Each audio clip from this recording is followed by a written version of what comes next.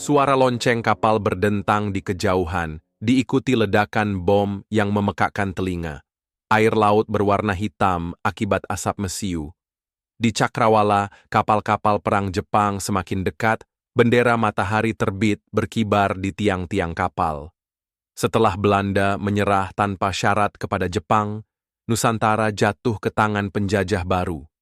Tapi Jepang datang bukan sebagai penyelamat. Mereka membawa janji manis. Asia untuk Asia. Indonesia akan merdeka di bawah kekaisaran Jepang. Namun, kenyataan yang terjadi adalah kebalikan dari itu. Pasukan Jepang bergerak cepat menduduki kota demi kota. Pemerintahan kolonial Belanda dihapuskan, tetapi yang datang adalah tirani baru.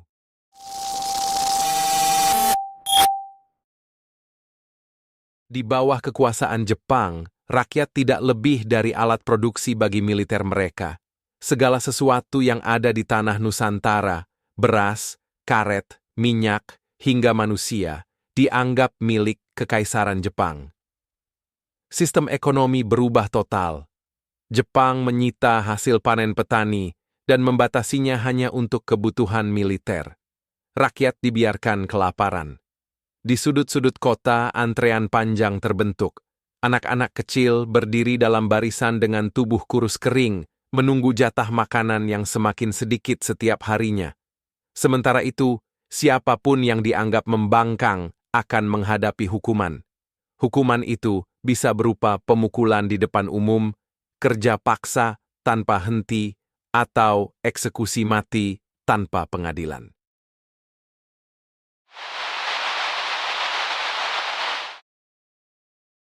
Jepang mulai menerapkan sistem kerja paksa yang disebut Romusha. Ribuan orang dipaksa meninggalkan rumah mereka, dikirim ke berbagai daerah untuk membangun infrastruktur perang Jepang. Truk-truk militer datang ke desa-desa, mengangkut pemuda-pemuda yang masih sehat. Mereka dijanjikan upah, makanan, dan kehidupan yang lebih baik. Tapi mereka tidak pernah kembali. Para Romusha dipaksa bekerja siang dan malam, menggali rel kereta api, membangun jalan, atau menebang hutan di bawah pengawasan tentara Jepang. Tanpa cukup makan, tanpa perawatan, tubuh mereka melemah.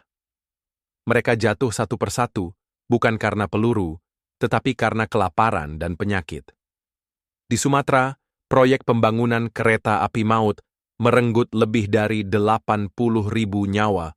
Romusha bukan hanya terjadi di Indonesia, banyak di antara mereka dikirim ke luar negeri, ke Burma, Thailand, hingga pulau-pulau terpencil di Pasifik. Di sanalah mereka mati, jauh dari keluarga, tanpa kuburan yang layak.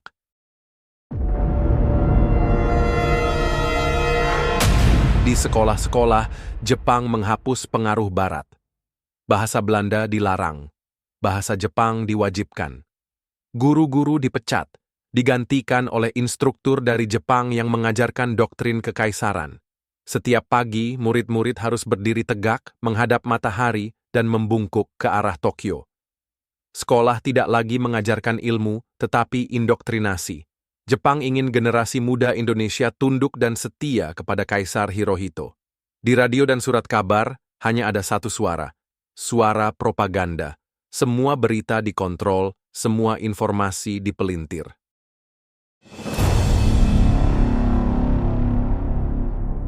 Namun tidak semua orang tunduk. Di balik tirai ketakutan, bibit perlawanan mulai tumbuh.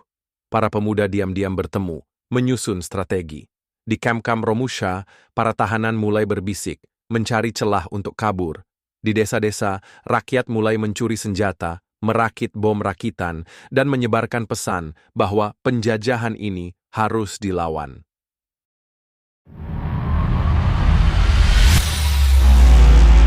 Perlawanan pecah di berbagai daerah. Di Blitar, Supriyadi dan Peta memberontak. Mereka menyerang barak-barak Jepang, menggunakan senjata seadanya. Tapi Jepang bertindak cepat. Mereka menghancurkan pemberontakan dengan kejam. Banyak yang ditangkap. Banyak yang dieksekusi tanpa pengadilan. Namun, semangat perlawanan tidak pernah padam. Di desa-desa, kelompok-kelompok kecil mulai menyerang pos Jepang, menyabotase jalur logistik mereka, dan menyembunyikan makanan dari tentara Jepang. Mereka tahu mereka tidak bisa menang saat itu, tetapi mereka juga tahu bahwa Jepang tidak akan selamanya berkuasa, dan mereka benar.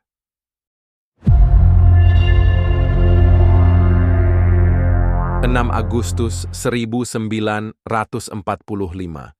Bom atom pertama dijatuhkan di Hiroshima. 9 Agustus 1945. Bom kedua menghancurkan Nagasaki. Jepang, yang selama ini terlihat tak terkalahkan, kini berlutut di hadapan kehancuran. Pada 15 Agustus 1945, Jepang menyerah tanpa syarat kepada sekutu. Bagi rakyat Indonesia, ini adalah kesempatan yang ditunggu-tunggu. 2 hari kemudian, pada 17 Agustus 1945, Soekarno dan Hatta memproklamasikan kemerdekaan Indonesia. Namun, kemerdekaan tidak datang begitu saja. Pasukan Jepang masih ada di banyak daerah dan mereka belum sepenuhnya menyerah. Banyak di antara mereka tetap bertahan, bahkan ada yang melawan rakyat Indonesia hingga bulan-bulan setelah proklamasi. Dan di saat rakyat merayakan kemerdekaan, ribuan Romusha tetap terkubur di tanah asing tanpa pernah melihat tanah airnya lagi.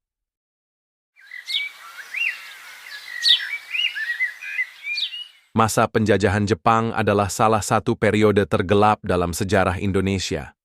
Dalam waktu 3,5 tahun, lebih banyak rakyat Indonesia yang mati dibandingkan 3 abad penjajahan Belanda.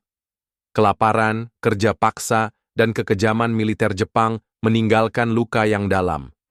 Namun, di balik penderitaan itu, ada satu hal yang tetap hidup: semangat untuk merdeka. Dan karena semangat itu, hari ini kita bisa berdiri sebagai bangsa yang bebas. Sejarah mungkin telah berlalu, tapi luka dan pengorbanan para pejuang tidak boleh dilupakan.